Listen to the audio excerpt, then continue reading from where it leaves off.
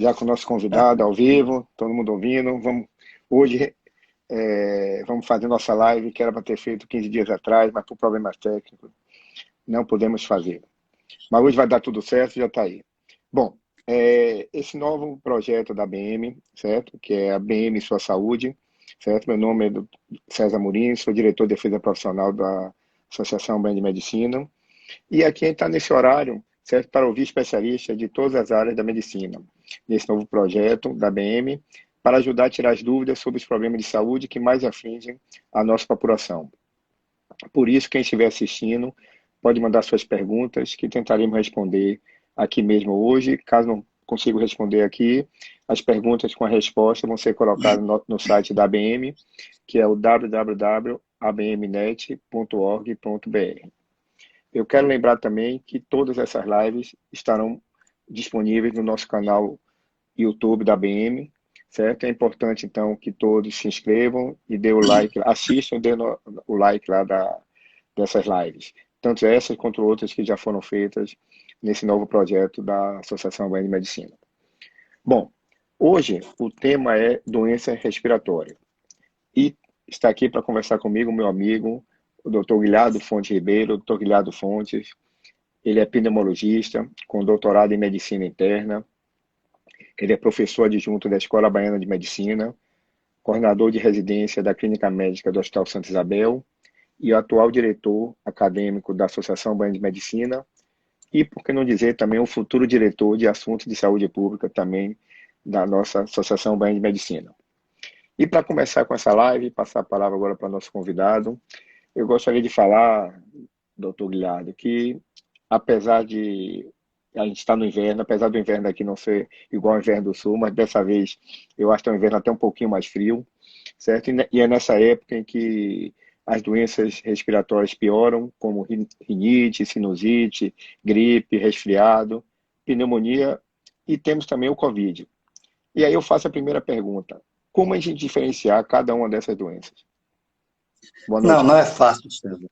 Não é fácil. Boa noite a você, todos os seguidores da BM. Não é fácil porque as manifestações clínicas são muito semelhantes. Tá me ouvindo bem, Fernando? Tá me ouvindo? Tá bem. Pode falar. As Tá perfeito. manifestações clínicas são muito semelhantes. Então, num período de chuvoso como esse, onde existe uma pandemia, toda queixa respiratória deve procurar o médico para avaliar qual o diagnóstico e qual a terapêutica que deve ser orientada. Então, nada de ficar em casa, procure seu médico para poder esclarecer melhor, porque a forma de apresentação da Covid pode ser muito diversificada e temos muitas viroses circulando, muitas infecções durante o período outono e inverno. Tanto que aumenta 30%, independente de pandemia, 30% aumenta os atendimentos na unidade de emergência. Então, é uma coisa muito séria. Como a gente está, Guilherme, agora nessa pandemia, principalmente com o Covid, certo? Aí faço a primeira pergunta que eu acho que o ouvinte tem aquela dúvida, certo? Que muita coisa se discutiu desde o início da pandemia, inicialmente para ir quando tivesse mais sentindo algum sintoma, hoje já se mudou essa percepção. Então eu falo assim, tem alguma coisa para diferenciar a gripe do Covid-19? O que é que mais a gente poderia diferenciar para a gente ficar mais tranquilo? Não, eu estou com a gripe e não estou com Covid. Olha, César, como eu disse antes, clinicamente é muito difícil, porque a gripe, por exemplo, pode dar problema de olfato, pode dar problema de gustação, não sentir o gosto. Agora, quando o paciente tem história de contágio na família, ou tem história de pessoas amigas que foi contaminada, isso reforça o diagnóstico. Mas, independente de qualquer história de contaminação ou de contágio, você tem que pensar na possibilidade de Covid de todos os pacientes que têm uma queixa respiratória, seja ele sinusite, renite, bronquite, pneumonia, dificuldade respiratória, ele tem que ir ao médico para avaliar e aí definir qual é a estratégia terapêutica de acordo com a história, o exame clínico e possivelmente o exame laboratorial, que pode colaborar bastante. É como assim, se antes dessa pandemia a gente tinha uma gripe, a gente tinha um sintoma que a gente achava que era uma gripe, a gente acabava não procurando um médico e aquela coisa que era virose, com o tempo tomava só um analgésico e ela passava. Hoje, então, você acha que por causa dessa pandemia e das recomendações atuais, nós devemos se precaver mais e procurar logo o seu médico, procurar orientação médica e não ficar em casa achando que é uma gripe simples, por exemplo? Com certeza. Durante uma pandemia, a gente tem que levar sempre a sério, sempre pensar uma coisa mais grave. Deve procurar o médico sempre, o médico avaliar, e de acordo com o exame e avaliação feito pelo médico, ele pode iniciar até o tratamento, claro, de comum acordo com o paciente, e mostrando a ele que existe, por enquanto, estudos observacionais, e de acordo com o bate-papo entre médico e paciente, e o esclarecimento, que entre não fazer nada e tentar fazer alguma coisa, eu, pessoalmente, acho que é melhor tentar fazer alguma coisa. A gente explica ao paciente, de acordo com o nível de gravidade, de acordo com a idade, com as comorbidades, nós iniciamos um tratamento até mesmo antes de chegar o resultado do exame, se a suspeita clínica e epidemiológica for forte. Então, para então deixar, não chegar na polêmica realmente, mas você acha que talvez um tratamento precoce para a COVID, você acredita que com esses estudos observacionais, apesar de não ser ainda uma coisa que tenha totalmente definido, mas você acha que às vezes vale a pena tentar, depender do paciente, vale a pena iniciar? César, isso é verdade. Eu respeito muito quem pensa de forma contrária, mas eu sempre imaginei que o tratamento, prevenção, é o melhor tratamento. Quando não é possível prevenção, a gente tem que fazer o diagnóstico e o tratamento precoce. Isso já está muito bem demonstrado que diminui morbidade e mortalidade. Então, essa é a razão que eu digo, entre não fazer nada e tentar fazer alguma coisa, é melhor a gente tentar fazer alguma coisa do que se arrepender depois. Realmente é um tema muito polêmico que está causando, inclusive na classe médica, na imprensa, tudo, se devemos ou não fazer o tratamento precoce da Covid. Tem médicos que acreditam, tem outros que não. Você tem médicos que fazem e tem outros que não. Eu acho que cada um. Eu acho que o mais certo disso tudo é que a decisão tem que ser do médico com o seu paciente. O médico tem que explicar ao seu paciente, certo? O porquê dele estar indicando tratamento e o porquê ele acha que aquele tratamento seria o melhor. E o paciente tem que achar que está de acordo ou não, e se acha que está de acordo, seguir as orientações do médico. Mas vamos adiante. Eu até citei que as doenças respiratórias vêm muito no inverno, certo? E por que falar que as doenças respiratórias pioram no inverno? Isso é certo falar? Pois é, Isso acontece? acontece. Por isso que eu disse que aumenta 30% a doença respiratória durante o inverno. E as causas são muito fatoriais. Eu vou citar algumas só. Durante o período frio, os movimentos ciliares, nós temos cílio nas vias respiratórias superiores e inferiores, que faz a limpeza, a higiene brônquica e da via respiratória. Durante esse período de vida, ele fica mais imóvel. Então, nós temos essa limpeza fisiológica. Durante o frio, fica muito ressecado a mucosa da via respiratória, tanto superior como inferior, tornando as pessoas muito mais vulneráveis a infecções alérgicas e infecções virais. Lembrando que as infecções virais agravam doenças alérgicas e a doença alérgica abre espaço para doenças infecciosas. Sem contar, César, que durante esse período as pessoas ficam muito confinadas, muito fechadas. E isso favorece a disseminação do vírus, não das doenças alérgicas, mas doenças infecciosas. E mais, essas pessoas pegam roupas, às vezes que estão no armário longo período, às vezes tem infiltração de parede que ele não percebe, às vezes está na cama dele, atrás da cama, e esse mofo é um veneno para quem tem alergia respiratória. E um fator adicional é a inversão térmica. Durante o período frio, normalmente a poluição fica em baixa altitude, por causa das nuvens que ficam em baixa altitude também. Então, essa dispersão da poluição para grandes altitudes fica prejudicada. Então, aumenta a poluição ambiental, que é um fator adicional que favorece as doenças alérgicas e infecciosas. Essas são as principais razões que as pessoas têm mais infecções, têm mais pneumonias, bronquite, asma e várias outras doenças de via respiratória, seja alérgica ou infecciosa. Então, vamos sempre juntar um pouquinho em relação ao que a gente está passando hoje da Covid. Você citou uma coisa aí, e aí eu volto um pouquinho e vou relacionar com a Covid e fazer a pergunta. Hoje, a gente está, por causa da Covid, ficando muito em casa, certo? Com os familiares. Às vezes, até agora que a gente está começando a um pouquinho ser liberado, os parques estão liberando. para a gente caminhar, para a gente fazer nossa atividade física, mas durante um tempo ficou fechado, em alguns locais ainda está fechado, certo?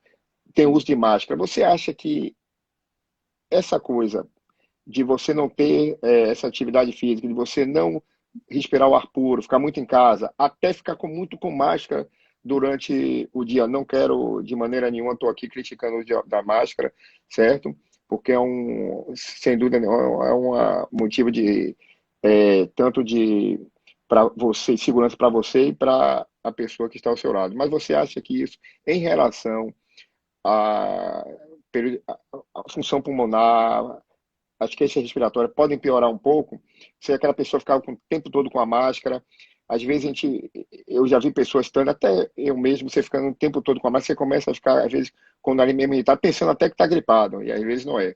Apesar de eu ser um cirurgião e uso muita máscara.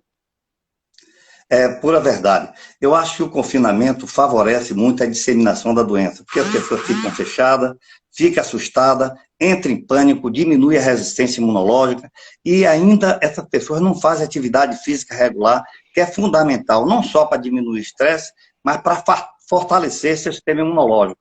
Então, em relação à máscara, eu acho que a máscara, como você falou, é de extrema importância em ambiente fechado. Mas se eu vou andar, se eu vou correr, se eu vou fazer uma atividade física, mantendo o distanciamento social, então a ajuda dela é muito pequena, até porque nós não fomos educados a usar máscara. Então as pessoas metem a mão na máscara, usam de forma incorreta. Em ambiente fechado, perfeito. Mas num ambiente aberto, arejado, ventilado, ensolarado, eu acho que a máscara é demais e pode dar dor de cabeça, você está respirando um ar viciado e pacientes portadores de doença crônica não suportam muito tempo a máscara. Ele começa a ter falta de oxigenação, hipoxemia, dor de cabeça, ele não suporta, ele tem que tirar a máscara, isso é uma experiência pessoal e todo pneumologista sabe disso, que pneumopata crônico não suporta usar máscara por longo período, por mais de 1 a 2 horas, ele começa a sentir mal, falta de ar e vai ter que tirar mesmo, não tem saída. Eu acho que é uma coisa que a gente está conhecendo e se adaptando cada vez mais com essa doença e aprendendo. Isso mostrou desde o início dessa pandemia, ideias que antigamente precisavam de uma maneira mudaram, como eu já citei aqui, por exemplo. Eu acho que a máscara também é uma coisa que a gente vai ter que se adaptar e pensar um pouco. No início, graças a Deus não foi uma coisa que foi adiante, mas se queria botar uma lei aqui do prefeito que você tinha que usar máscara no carro até sozinho. Eu aí, pessoalmente, eu quando estou sozinho no carro, eu tiro, certo? Porque eu acho que é importante, como você falou, você respirar que é o ar ambiente, apesar de você estar dentro do carro. Mas eu acho que a gente vai cada vez mais se adaptar. Tem que, eu acho, pensar realmente no uso da máscara em atividade física. Eu acho que é uma discussão boa, que eu acho que tem que ir adiante, porque se você estiver sozinho, não tiver em ambiente que tenha muita gente e faz essa atividade física, por que usar máscara? É uma coisa que eu acho realmente a se pensar. Bom, vamos para outra pergunta. Quem tem algum tipo de doença respiratória, das mais comuns, por exemplo, o que deve fazer para não piorar nesse período? Esse período que a gente faz agora. Como asma, Boa por exemplo. pergunta. Isso, César. Qualquer doença crônica, César, antes da outono e inverno, é bom procurar seu médico, porque ele dá por escrito toda a coordenada para você, inclusive ele escreve o que é que você deve fazer para evitar, para prevenir uma exacerbação da sua doença crônica. E os indivíduos têm que tomar medicação de forma regular para controlar doenças crônicas, não apenas respiratórias, mas doença cardiovascular, diabetes, hipertensão, todas as doenças crônicas devem ser muito bem controladas. Porque caso você tenha alguma virose, você fica muito mais resistente, você tem muito maior chance de sobrevivência e tem uma evolução muito melhor. Então, controlar doenças crônicas, procure o seu médico, não deixe de ir com medo de pegar essa ou aquela doença, vá ao seu médico, usar seu remédio, ajustar sua medicação e tem por escrito o médico, quase a maioria dos médicos, conversa com seus pacientes a respeito da sua doença, informa, ele tem que estar muito bem informado. Quanto mais informado sobre a doença, maior a aderência e mais fácil de tratar esse paciente. De forma que a gente procura conversar antes e qualquer dúvida esse paciente deve se comunicar através de alguma forma, telefone, WhatsApp, onde ele quiser, ou vai no consultório, para a gente ajustar a dose da medicação, embora ele já tenha tudo isso por escrito. Mas só se surgir alguma novidade adicional, a gente orienta ele melhor. Então é importante você estar falando que nesse período, certo? como a gente já falou aqui, apesar daqui do inverno não ser tão intenso como no sul e sudeste, mas a importância, certo, da procura do pneumologista, que é o especialista nessa área, para orientar nesse período, ainda mais para quem tem já alguma doença crônica. E quem não tem, você também orientaria? Também, eu acho que não tem doença crônica, ele deve fazer algumas coisas de medidas de prevenção. Uma delas é a alimentação saudável, manter uma boa hidratação para evitar ressecamento de mucosa e permitir que ele fique mais vulnerável a infecções. A higiene corporal, isso é fundamental, as pessoas devem aprender, não hoje, mas sempre, que deve lavar a mão sempre que puder. Se ele não tiver no lugar que lave a mão, ele passa álcool gel na mão, mas mantenha aseado, evite botar a mão na boca, a mão nos olhos, para que não seja contaminado, mesmo pessoas saudáveis. E nós sabemos que a atividade física diminui o estresse e aumenta a resistência imunológica, assim como uma alimentação saudável. Essas são condições, e claro, que toda pessoa que tem doença crônica ou tenha qualquer patologia, ele deve tomar sua vacinação contra a gripe de pneumonia, principalmente os que têm doenças crônicas, como já foi previamente referido aqui, como asma, DPOC, diabetes e outras doenças crônicas já comentadas. É uma coisa que você até falou em relação citou agora das vacinas, que num período atrás se estava criticando e botando medo de se vacinar. Teve isso a nível até mundial, não foi a nível só de Brasil, não, né? E eu acho que agora, com a pandemia, a gente está o contrário, está rezando para que apareça logo a vacina. E aí, veio de outra maneira, aquilo que estava um pouco tempo atrás, há um ano atrás mais ou menos, estava criticando e falando sobre isso. Você chegou a citar aí algumas das coisas que devem fazer que vão ajudar nas doenças respiratórias. Então, eu pergunto, existe tipo de esporte, atividade física específica que pode amenizar ou evitá-las? E quais atividades que devem ser evitadas também, que podem prejudicar pacientes que têm uma doença crônica respiratória? Olha, de acordo com o nível de gravidade, ele deve ser orientado pelo seu médico. Muitas vezes essa atividade física pode ser feita, em alguns casos mais graves, pelo fisioterapeuta. Mas se o paciente não tem uma doença tão grave, eu quero que ele faça uma atividade física que ele consiga manter. Porque não adianta fazer atividade física esporádica, tem que ser uma coisa contínua, uma coisa permanente. Então tem que ser uma coisa que ele goste de fazer. Ele pode nadar, ele pode andar de bicicleta, mas uma coisa que ele faça de forma continuamente. É como uma dieta, ele tem que fazer sempre. Não adianta fazer de vez em quando, porque isso não vai funcionar. Quanto mais atividade física, ele produz citocinas anti-inflamatórias, que protege ele, melhora as condições cardiovasculares e melhora muito a inflamação sistêmica da grande maioria das doenças que nós já citamos há pouco. Mas teria alguma, assim, específica que, num paciente que tem uma doença respiratória, você não orientaria? Olha, César, depende do nível que ele está, a gravidade. Eu digo sempre que não existe doença, existe doente. Cada um tem forma de apresentação diferente e nível de gravidade diferente.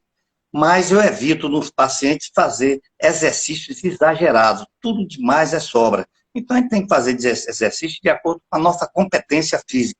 Existe exame que a gente faz, espirometria, ergospirometria, para ver a capacidade respiratória, para ver até onde esse paciente pode chegar.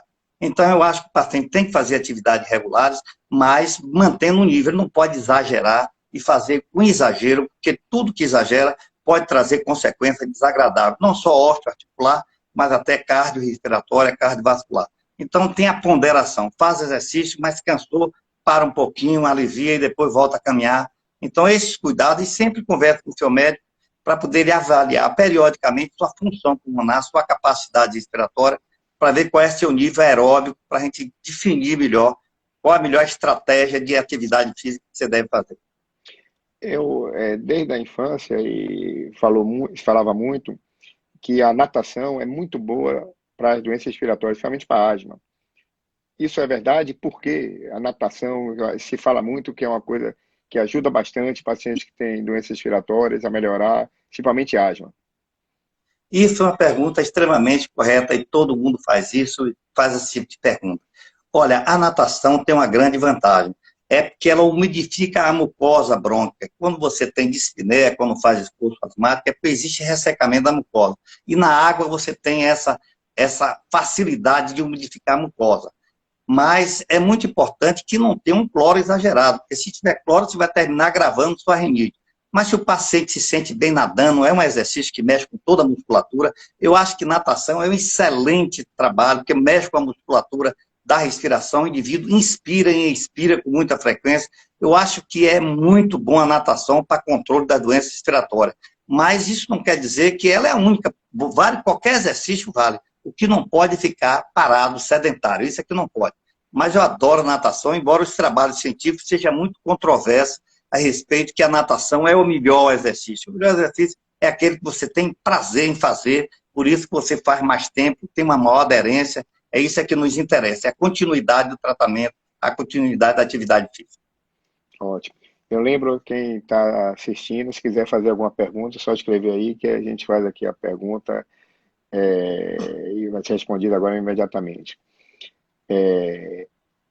Doutor Glado, eu pergunto aí em relação, como é que está hoje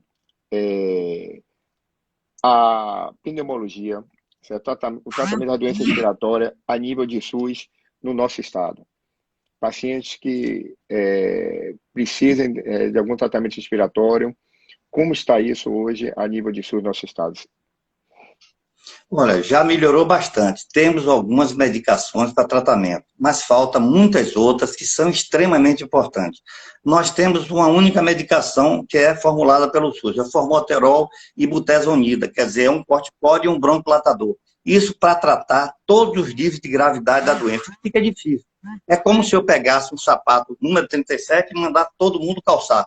É impossível você conseguir alcançar todo mundo. É claro que a gente sabe que ajudou muito, mas precisa de outras medicações, porque o tratamento é personalizado.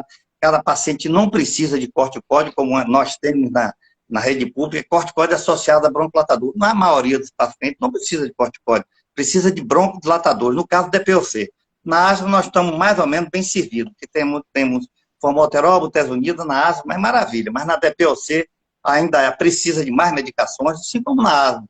Temos também medicações mais sofisticadas que ainda não é disponível, daí porque nós ainda não temos assim.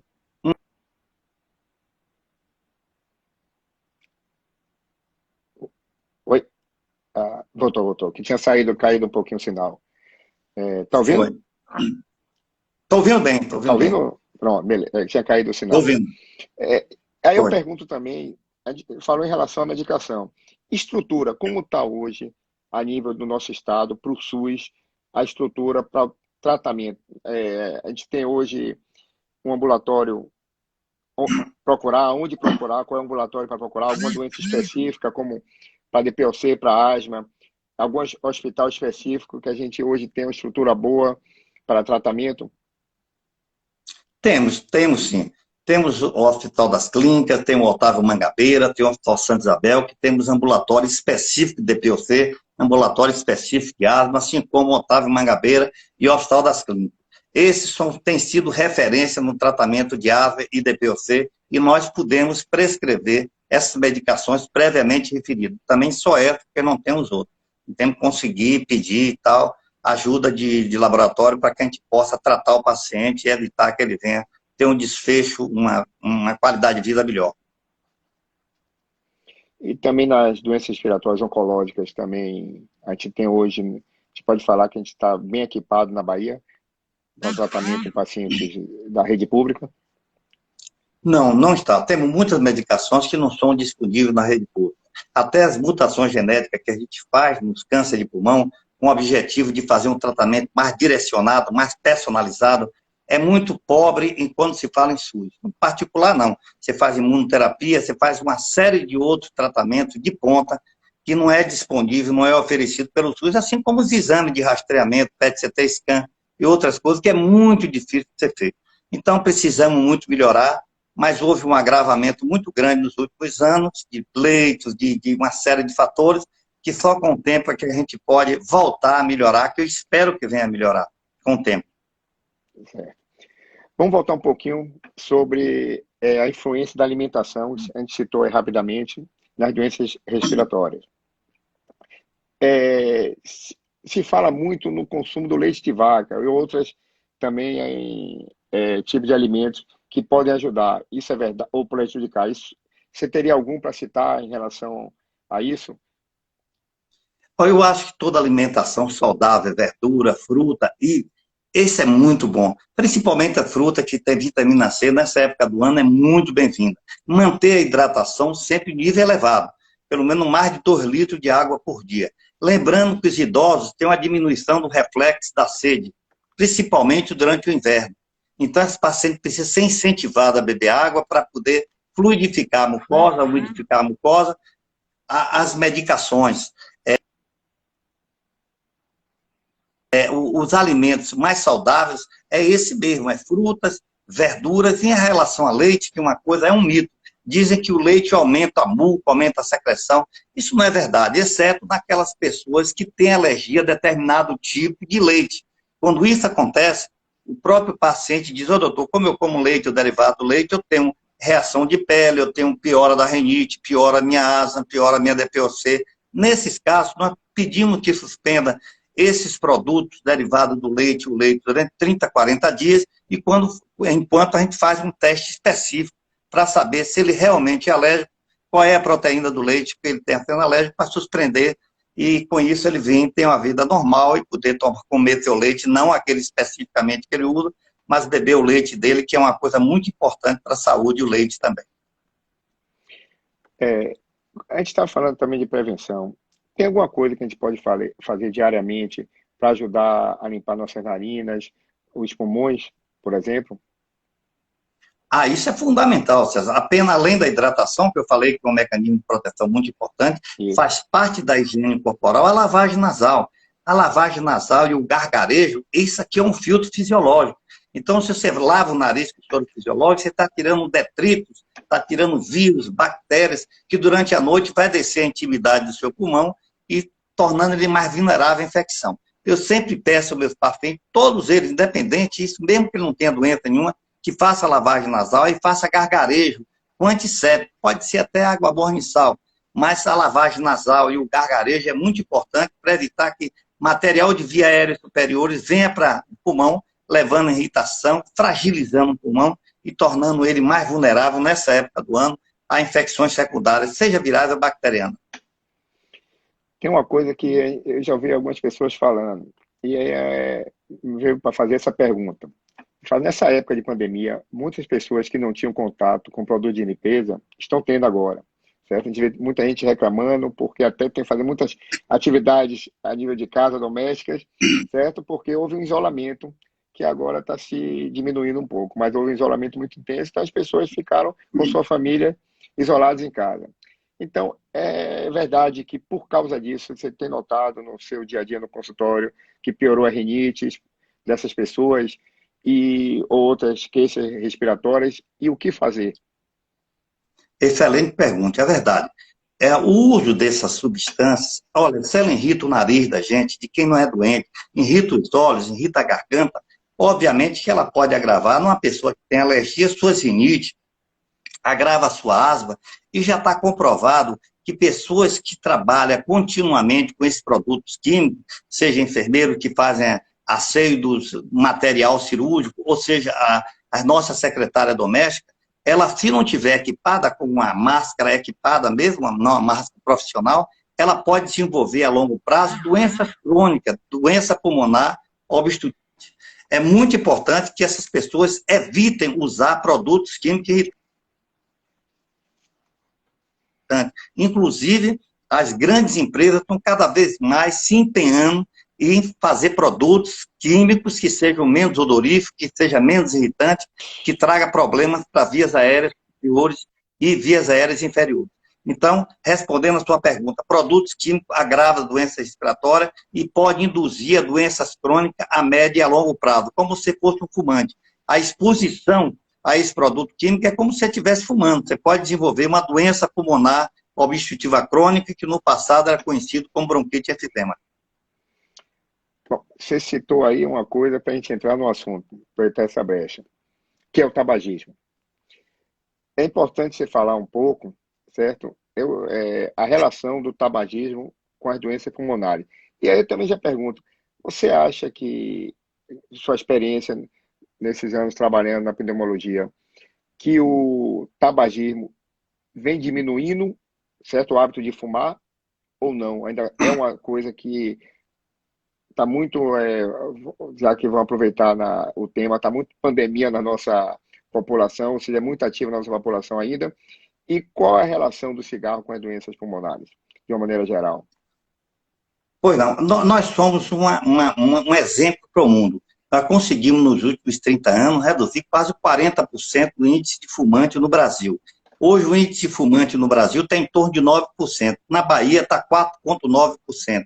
Então, nós reduzimos muito o índice de tabagismo, mas precisamos melhorar bastante ainda. Precisamos melhorar muito, mas já conseguimos, de forma significativa, reduzir o tabagismo. Agora, contra o tabagismo, tem outros fatores que estão surgindo, que é o fogão a lenha, que está aumentando por causa da pobreza da população. O fogão a lenha é um dos fatores, igual ao cigarro, que aumenta e aumenta muito as doenças pulmonares obstrutiva crônica, a poluição ambiental, a obesidade, que é uma condição que pode dificultar, induzir a asma e outras doenças respiratórias, dificultar o tratamento desse paciente. E o que você falou, são os produtos químicos que agora também estão nos assustando, o que as pessoas estão usando com mais intensidade, e no futuro podemos ter problemas muito mais sérios. Sem falar nos cigarros eletrônicos, que a gente sabe que pode, a longo prazo e a curto prazo, trazer problemas respiratórios a curto e a longo prazo também. E as pessoas usam com o intuito de achar que pode deixar de fumar, que não faz mal nenhum, que está tudo bem, mas no Brasil ainda não é liberado o cigarro eletrônico, e a gente sabe que ele pode trazer sérios problemas respiratórios também. Eu ia fazer essa pergunta, ia aproveitar entrar o cigarro e ia jogar essa pergunta também do cigarro eletrônico.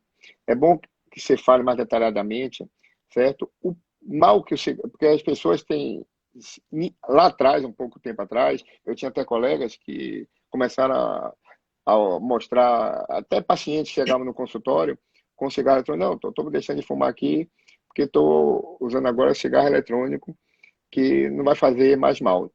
Eu acho que no início se pensava que o cigarro eletrônico não iria trazer maléfico e até ajudar aqueles pacientes que eram tabagistas, certo, largassem de fumar ou tivessem uma via menos maléfica para aquele hábito que ele tinha. Então aí eu pergunto para você o porquê do cigarro eletrônico. É bom explicar para quem faz uso do cigarro eletrônico o porquê do cigarro eletrônico faz tão mal quanto o cigarro normal.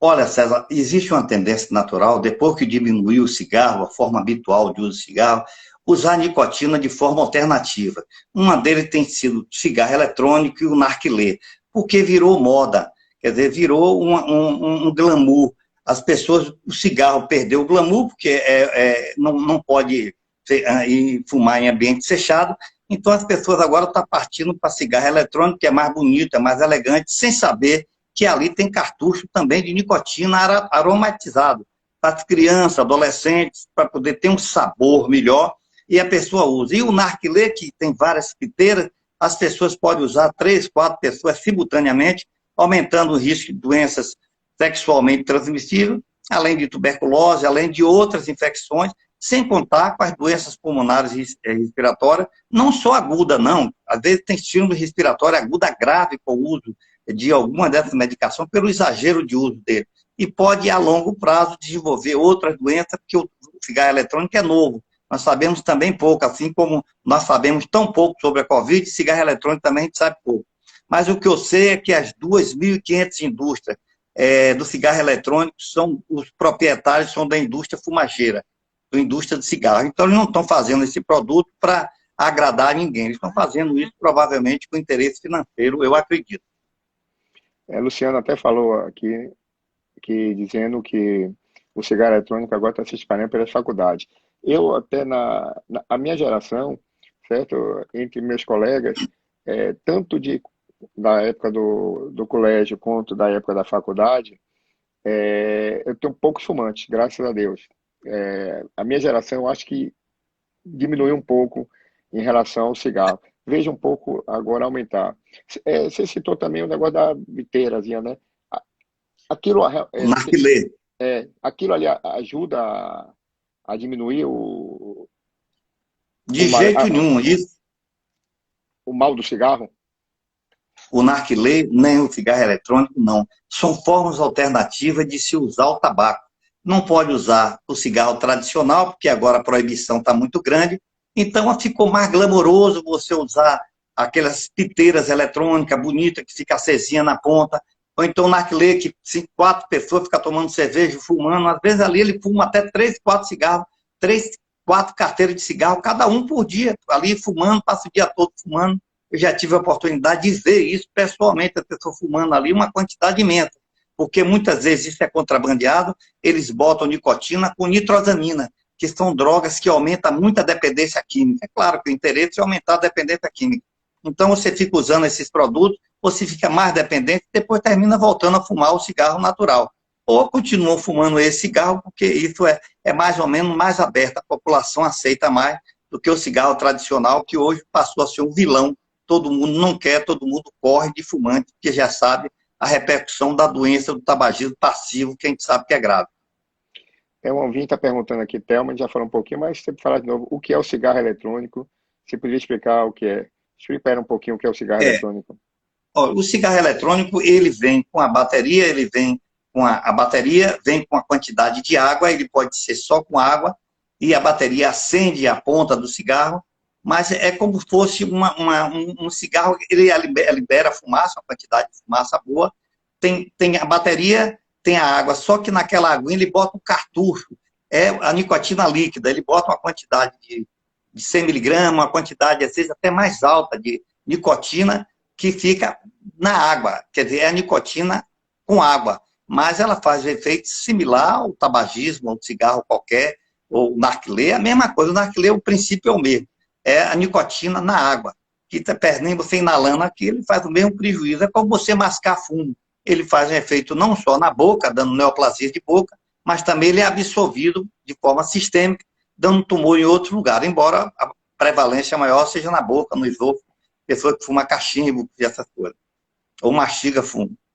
E como você falou, lembrar que todos esses têm a substânciazinha para provocar dependência, que é o objetivo da indústria, sem dúvida Com nenhuma. certeza, eles não só botam sabores de forma variadas, né, para poder agradar os adolescentes, os jovens, normalmente vendem em prateleiras que tem outras guloseiras para poder atrair os mais jovens, que estão com a personalidade e informação, são mais fáceis de ser motivados a poder fumar, porque eles ainda se sentem naquela vontade de fugir, de se unir a pessoas na idade mais velha, então eles querem ser adultos, querem se autoafirmar através do cigarro, através do fumo, o que é um erro realmente. E claro que as pessoas que têm como referência que fumam ajuda. Se ele tem um pai, um professor, ou alguém que ele tenha admiração que fume, isso é um fator que incentiva os nossos jovens. Ver os atores fumando e tal é uma coisa que termina incentivando indiretamente a que as pessoas venham fumar. É triste isso, mas ainda a gente se vê muito isso em filme e novelas, etc. Sem dúvida, eu acho que até diminuiu mais, por causa das propagandas. Tinha aquelas propagandas do cigarro Hollywood, aquela coisa que era o herói, que era o esportista que usava o cigarro, ou seja, totalmente o contrário do que é pregado hoje. Então, no esporte, da maioria dos locais, foi praticamente, de maneira geral, foi abolido a propaganda de você botar da marca do cigarro. Bom, diga, pode falar.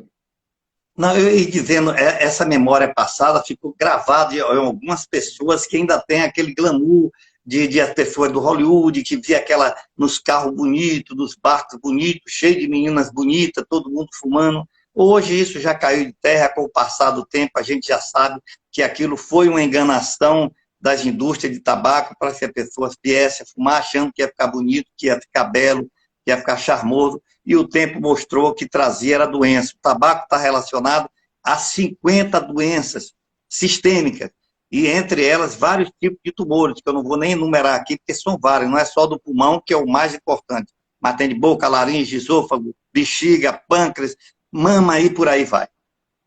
E dentre elas, as doenças da minha especialidade, que é a cirurgia vascular, sem dúvida nenhuma, o cigarro é um dos, além do diabetes, exatamente, é uma das coisas que mais gera problema a nível da circulação. Bom, a gente está falando então do cigarro, o mal que ele faz. Mas tem a dependência, sem dúvida nenhuma, que a gente mostrou ainda mais a indústria bota lá o produtozinho, principalmente a nicotina, que faz com que você fique dependente daquilo. E aí eu pergunto para você, aquele dependente, aquela pessoa que não consegue largar o cigarro, quer largar, mas não consegue pelo seu vício, pela sua dependência. Existe tratamento? O que é que ela pode fazer hoje? E você teria, dizer, alguma esperança para essas pessoas e uma orientação para que aquelas, principalmente, que desejem largar o fumo, possam fazer? Com certeza. Olha, é uma coisa que tem que partir do paciente. O médico tem a obrigação, em toda consulta, falar ao paciente da importância do tabagismo. Se ele fuma, eu pergunto quantos cigarros ele fuma por dia, que hora ele começa a fumar. Se ele, durante o filme, ele para de assistir o filme para fumar. Então, eu faço várias perguntas para mostrar que o tabagismo é uma coisa importante. Isso é fundamental. Existe tratamento? Claro. Existe reposição de nicotina, existem medicações que a gente chama antidepressiva, que diminui a vontade de fumar. E existe uma medicação específica para tabagismo, que é um pouco salgada em termos de preço, mas ajuda muito no controle do cigarro. Então, nós temos 3 medicações que a gente pode usar de acordo com o perfil do paciente, de acordo com as comorbidades que ele possa apresentar, e a gente usa essas medicações e tem tratamento. Infelizmente, a grande maioria dos pacientes, 40%, 50%, depois de um ano, volta a fumar de novo. Mas isso não deve fazer com que o paciente se perca o estímulo, perca a vontade de querer fumar. Se ele quer deixar de fumar, a gente vai tentar 1, 2, 3 vezes. E não adianta o paciente chegar no consultório, você brigar, reclamar. É uma dependente químico, tem que ter paciência. A gente precisa tentar várias e várias vezes até a gente conseguir de forma definitiva. Tem que ter muita paciência com esse paciente, entender que o dependente químico, ele não faz aquilo porque quer, ele faz aquilo porque ele é obrigado a fazer. O organismo pede a ele, ele tem que fazer, não tem jeito. Então, aí é uma boa fala que mostra para as pessoas que fumam, que desejem parar de fumar, procurar o especialista, procurar o seu pneumologista, certo? Que, com certeza, se tiver vontade, vai conseguir deixar de fumar, não é isso, meu amigo? É verdade. E outra coisa que é muito interessante, César, é que não existe idade para deixar de fumar. Mesmo as pessoas que estão com uma idade mais avançada, ele deve ser estimulado a deixar de fumar, porque ele vai viver mais e muito melhor. É impressionante quando a pessoa deixa de fumar, ele vai dizer, meu Deus, parece que eu renasci. Porque ele passa a ter gosto, ele passa a se sentir mais disposto, ele pode fazer as coisas que ele não fazia antes. Principalmente o idoso que não gosta de se queixar, e ele começa a ficar parado, ele não vai para lugar nenhum, quando a doença evolui com o tabagismo, né? A doença pulmonar obstrutiva crônica. Quando ele para de fumar, ele passa a respirar melhor, dormir melhor, sentir o gosto da comida. É por isso que, às vezes, alguns pacientes engordam 3, 4 quilos, o que não é absolutamente motivo para voltar de fumar. Ele tem que, durante o tratamento, ele entender que ele tem que fazer atividade física regular para diminuir o estresse e produzir endorfina, que é o que cigarro faz. Então, você fazendo atividade física, produz endorfina, que dá a sensação de bem-estar, sem que você fume. Manter uma boa hidratação e outras dicas que a gente dá, como, por exemplo, beber água quando der vontade de fumar, tomar banho quando der vontade de fumar, ler alguma coisa, botar alguma coisa na boca, como cravo, ou como uma banana verde, que trava a boca, não dá vontade de fumar. Existe uma série de macetes. Evitar café, refrigerante, bebida. São dicas que a gente oferece ao paciente para que ele, nessa luta, que é uma luta contra o tabagismo, uma luta forte. Sem dúvida nenhuma. Mas aí fica o alento e a palavra que tem tratamento, certo? É só a pessoa quiser. Aí eu pergunto também que tem aquelas pessoas que gostam de fumar o charuto. O que é que você fala do charuto?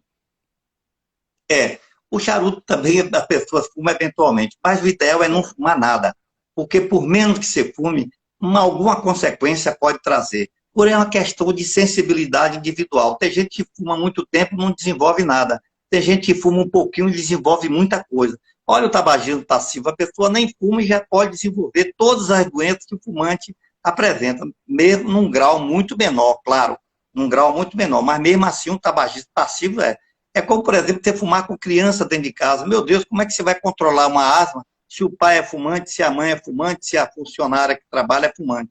Não pode. Para controlar uma asma, é preciso que não tenha fumante em casa. Senão fica muito difícil, por exemplo, o controle da asma.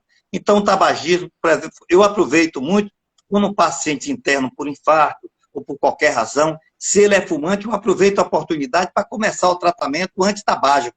Então, explico a ele a necessidade de parar de fumar, que ele vai ter que parar de fumar mesmo, e já começa o tratamento durante o internamento, que aí fica muito mais fácil a gente monitorar esse paciente, dar a medicação, e aí a aderência ao tratamento, pelo menos enquanto ele estiver internado, a gente consegue. Depois ele passou um tempo, fica mais fácil.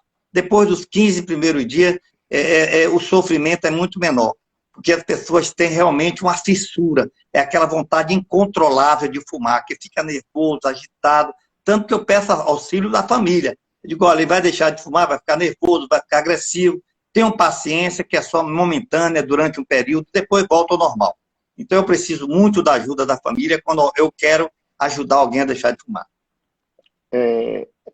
Até para uma orientação, para quem deseja fazer isso, quando você indica um tratamento desse, a pessoa começa um tratamento desse, já é de obrigação eu falo entre aspas, mas já deve parar de fumar imediatamente ou começa reduzindo o número de cigarros por dia, por semana, por exemplo? É boa pergunta, César. Você tem duas formas de fazer. Você cortar de vez, você parar o cigarro de uma vez, ou você fazer progressivamente. Por exemplo, qual é o primeiro cigarro que a pessoa fuma? Às 7 horas da manhã. O primeiro cigarro você vai fumar às 8. Depois da manhã, às 9. Depois da manhã, às 10. Você vai prolongando 1 hora cada dia. Depois de 10, 15 dias, esse paciente já não tem mais, vai fumar meia-noite. É o tempo que o remédio que você está dando a ele está fazendo efeito. As medicações que você já usa antitabágica está fazendo efeito. Então, eu faço isso. E quando eu pretendo ajudar o paciente a deixar de fumar, peço uma capacidade pulmonar para ver se ele já tem doença pulmonar crônica, faço avaliação cardiovascular, peço o cardiologista fazer também, para ver se ele já tem alguma alteração estrutural, seja no pulmão, seja na parte cardiovascular, e é essa conduta que nós fazemos. Na semana anterior, eu já digo, já vai diminuindo o cigarro, a bebida, fazendo atividade física, para facilitar na hora H, no dia D, porque ele deve escolher um dia D para deixar de fumar. Se ele não quer deixar na hora, ele escolhe no dia tal, que é uma data comemorativa, não pode ser muito longe, não. É nos próximos 10, 15 dias, no máximo, ele esquece. Tem que ser nos próximos 10 dias, ele deve marcar uma data, avisar a família para poder o pessoal cobrar, olha, dia 10 eu vou deixar de fumar. E aí sim ele já está sob o uso de medicação, fica mais fácil ele deixar de fumar. Bom, isso foi muito importante, porque aí quem tem esse desejo vê que a coisa pode acontecer, certo? E não precisa ser uma coisa abrupta, mas como você falou, também não é para ser daqui a 2, 3 meses, não. E você falou até uma coisa interessante, que você vê, muita gente comenta, eu parei de fumar e engordei. Você falou uma coisa que é muito comentado entre as pessoas e a realidade às vezes é outra, né? Como você falou, tem que fazer atividade física e não tem assim uma relação, às vezes, do parar de fumar e engordar, né? César, tem uma coisa extremamente interessante, vocês podem até não acreditar, porque não é da área da pneumologia, mas tem pessoas jovens que elas começam a fumar para perder peso, porque a gente sabe que o fumo diminui o gosto da comida, a pessoa passa a comer menos. Então, tem pessoas, agora menos, mas já teve muito mais, que fumava, principalmente meninas, que pela sua vaidade, fumava para emagrecer. Imagina só que absurdo. Tanta forma de emagrecer, ela vai procurar um veneno para querer emagrecer. Mas isso acontece na prática. Por isso que eu digo que você vai engordar 3 ou 4 quilos, mas para evitar, não substitua o cigarro por doce. Pelo amor de Deus. É o seu tocando. É o meu. Foi aqui, mas vai parar. Vai parar. Então, bom, viu? Já foi. Não substitua. Eu digo sempre, não substitua o cigarro pelo doce, não. Vai substituir pela atividade física, pela dieta saudável, para que você não engorde, e se engordar, depois você vai emagrecer, mantendo sua atividade física, porque você vai ter mais fôlego, vai fazer mais exercício, vai entrar, você fica mais motivado pela vida, mais motivado para fazer atividade física, você fica feliz com você mesmo, de ter conseguido dar um exemplo para você e para outras pessoas. É uma realização. Eu digo sempre, quem consegue deixar de fumar, consegue qualquer coisa, porque é um esforço muito grande. Digo isso a você, César Amorim, porque eu fui fumante até os 37 anos de idade. Deixei quando um dos meus filhos nasceu. Aí eu deixei, mas eu sei o sacrifício que é deixar de fumar. Por isso que eu falo, porque eu já fui fumante, sei os macetes que a gente passa e as dificuldades e a perrengue que a gente passa para deixar de fumar. E naquela época não tinha tratamento não, era na marra mesmo, era na tora. Graças a Deus, nunca tive vontade de fumar, nada, e na família também. Graças a Deus. E também tem as coisas da família. Então, realmente, na minha família, ninguém fumou e continua assim, graças a Deus. Não tive esse vício. Eu acho muito que é do gosto do cigarro. Já experimentei o cigarro, mas o gosto eu acho que não gostava aquele gosto que ficava depois. E aí eu nunca tive essa vontade. É. Vamos falar um Graças pouco. a Deus, né? É, é, Na minha vamos, família, todos eram fumantes. Meu pai, meus irmãos, todos. Eu sou caçula, eu sou 9 anos mais novo do que minha irmã, meus irmãos mais velhos. Então, era uma diferença muito grande. Todos fumavam. Então, não tinha como não fumar naquela época, que era muito comum fumar, era uma coisa glamourosa. Mas, graças a Deus, eu deixei há muitos e muitos anos atrás e fico muito feliz. Talvez tenha sido uma das grandes conquistas na minha vida, foi deixar de fumar, e porque meus filhos nenhum fuma. Talvez pelo exemplo que eu dei a todos eles, de não fumar, porque quando eles eram pequenininhos foi que eu parei de fumar, eles eram pequenos ainda, não lembra nem que eu fumei na vida. ótimo. Bom, a gente já está bem adiantado, daqui a pouco vai estar terminando. Eu queria entrar numa doença que comete muita população, queria que você falasse um pouco, certo? Que era sobre a asma. Quais as causas da asma, certo? Se a asma realmente tem cura, certo? E principalmente, se é perigoso usar frequentemente o que a gente chama aquela bombinha. Você usar aquilo diariamente, se aquilo faz bem ou faz mal. Pois é, César, essa é uma pergunta que se faz sempre. A asma, doença inflamatória crônica, é totalmente heterogênea. Então, ela tem manifestação de apresentação clínica e resposta terapêutica muito diversificada, porque ela tem o que a gente chama de fenótipo, forma de apresentação. Então, o tratamento é baseado no nível de gravidade que esse paciente apresenta. Vários níveis, a gente vai aumentando o nível de gravidade. Então, nós usamos medicações que habitualmente são anti-inflamatórias pulmonares, porque é uma doença inflamatória, então a gente tem que usar medicações anti-inflamatórias. E tem vários steps que a gente vai aumentando, diminuindo, de acordo com o nível que vai agravando, vai melhorando. Hoje está tendo um dispositivo que a gente faz a prevenção e alívio. Mas aquelas medicações que você está falando, que é a medicação de alívio, aquela bombinha que dá para aliviar, a gente cada vez está usando menos, porque a pessoa se fia muito naquilo, que alivia, mas alivia até um certo ponto, porque ele dilata o bronco, mas ele não tem nenhuma ação contra a inflamação. Acontece que muitas pessoas já morreram em virtude disso, até médicos e enfermeiros, porque usava e abusava das medicações de alívio e esquecia da medicação de prevenção, que é o anti-inflamatório. Então, hoje já está associado anti-inflamatório com broncodilatador. Então, se você quer aliviar ou prevenir, normalmente nós preferimos usar o esteroide associado ao broncodilatador e não o beta-2 agonista puro. A gente usa em situações só de emergência, situações especiais, mas não na rotina diária. A gente tem que evitar por causa disso. Por outra pergunta que você fez foi Não, foi a isso mesmo. mortalidade. Para você falar um pouco a causa, se a asma tem cura, uma pessoa que tem Isso é uma asma, ela pergunta vai ter cura, você vai curar da asma? Isso é uma pergunta que se faz demais, César. Será que a asma tem cura? Não, a asma não tem cura, tem controle. Acontece muito de pessoas que chegam aos 10, 12, que a asma desaparece. Coincidentemente, você está tomando conta dele, você está acompanhando, aí a mãe diz, você curou meu filho de asma. Não, minha senhora, eu não curei. Eu controlei sua asma dele. Ele pode ficar com 30, 40, 50 anos e nunca mais ter crise, mas eu nunca posso dizer que ele está curado, porque um dia ele pode voltar a ter uma crise por qualquer razão emocional ou de exposição. Então, a asma tem controle, pode levar uma qualidade de vida inteiramente normal, igual uma pessoa que não tem asma, mas muitas vezes usando medicações. E em alguns casos, a asma regride espontaneamente mesmo. Agora, o que tem agravado muito a asma é a obesidade, porque as pessoas obesas têm uma maior tendência a desenvolver asma. Então, é por isso que a gente faz campanha que as pessoas façam atividade física, façam a sua dieta para não engordar. Porque quanto mais a pessoa obesa, maior risco de ter asma. E eles têm quase sempre uma doença chamada apneia obstrutiva do sono, que termina tornando a asma mais difícil de ser tratada e agrava a doença pulmonar obstrutiva crônica, que é a DPOC. Então, perder peso é uma coisa que melhora todas as doenças respiratórias e doenças de modo geral. Hipertensão, diabetes, toda doença vascular, tudo melhora quando você procura manter o peso mais próximo do ideal possível. É uma forma de tratamento boa e barata, dieta e atividade física regulares. Você ver o que você está falando, hoje em dia a gente está vendo que a obesidade é um dos principais, um dos grandes problemas para o indivíduo, para vários tipos de doenças, sem dúvida nenhuma. Até na minha área, como você citou aí na sua área. A gente sabe que às vezes também o obeso, ele não emagrece, ele quer emagrecer, às vezes não consegue, e precisa de tratamento. E aproveito até para a gente voltar um pouquinho, que já está terminando o nosso horário, que é de 1 hora, essa live, em relação à própria hoje que a gente vê da pandemia do Covid, a gente vê uma piora também em pacientes obesos.